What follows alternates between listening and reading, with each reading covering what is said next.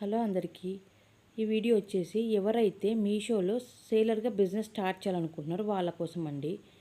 So మీషోలో సేలర్గా business start చేయాలనుకున్న వాళ్ళు ముందుగా కొన్ని విషయాలు తెలుసుకోవాలండి. అవి ఏంటంటే మన ప్రోడక్ట్ ఖచ్చితంగా సేల్ అవుతుందా లేదా, మనకి ఆర్డర్స్ వస్తాయా లేవా అన్న విషయం అయితే తెలుసుకోవాలి.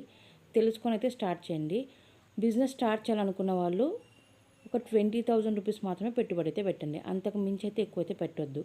ఎందుకు పెట్టొద్దు అంటున్నానంటే మనకి రోజు అయితే మీషోలో ఆర్డర్స్ అయితే రావు. ఒకరోజు వస్తాయి, ఒకరోజు రావు. ఒక్కొక్కసారి 10 డేసే పట్టొచ్చు, ఒక్కొక్కసారి 20 డేసే పట్టొచ్చు. ఖచ్చితంగా మనకు ఆర్డర్స్ వస్తాయన్న గ్యారంటీ అయితే లేదండి. అందుకని మీకు చెప్తున్నాను 20,000 కంటే ఎక్కువ పెట్టొద్దని. ఒకవేళ వచ్చి మీ 20,000 రూపీస్ ప్రోడక్ట్ మీకు 1 మంత్లో అయితే చాలా చాలా మంచిదే కదా. ఇంకా మళ్ళీ తీసుకొచ్చి మళ్ళీ పెట్టండి. దాంట్లో ఏముంది చెప్పండి, హ్యాపీ కదా. అంత తొందరగా ప్రోడక్ట్స్ సేల్ అయితే ఇంకా మంచిదేగా మనకి. సో అందుకని నేను మీకు ఏం చెప్పాలనుకుంటున్నానంటే ముందుగానే అన్నీ ఎక్కువ ఎక్కువ ప్రోడక్ట్స్ అయితే తీసుకురాకండి. సో మీరు బిజినెస్ స్టార్ట్ చేయాలనుకుంటే 20,000 to 25,000 వరకే అమౌంట్ అయితే మీరు పెట్టుకోండి, పెట్టుబడిగా అయితే పెట్టుకోండి.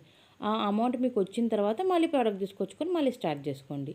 అంతేగాని ముందుగానే ఒక 50,000 ప్రోడక్ట్ సూరత్కి వెళ్ళి ఒక 50,000 ఒక 1,00,000 ప్రోడక్ట్ తీసుకొచ్చుకొని అయితే స్టార్ట్ చేయకండి. ఒకవేళ మీకు షాప్ ఉంది, మేము మా షాప్లో మాకు ఒకవేళ మీషోలో సేల్ కాకపోయినా సరే మా షాప్లో సేల్ అయిపోతాయి అనుకున్న వాళ్ళు పర్లేదు.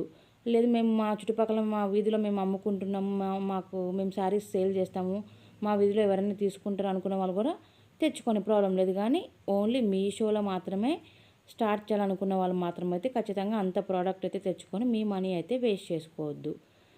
ఎందుకంటే మనీ అయితే మనకి స్ట్రక్ అయిపోతుందండి. సరే పర్లేదు, మాకు మనీ స్ట్రక్ అయిపోయినా పర్లేదు, మాకు ఒక 1 మంత్ ఒక 2 మంత్స్ మా ప్రోడక్ట్ మాకు వెంటనే సేల్ అవ్వకపోయినా పర్లేదు, మాకు మేము పెట్టిన పెట్టుబడి సో లాభాలు ఏమో అంతగా లేకపోయినా పర్లేదు, మాకు పెట్టుబడి కూడా వెంటనే రావాల్సిన అవసరం లేదు అనుకున్న వాళ్ళు మాత్రం తెచ్చుకొని పెట్టుకుంటా అంటే ఏం ప్రాబ్లం లేదు.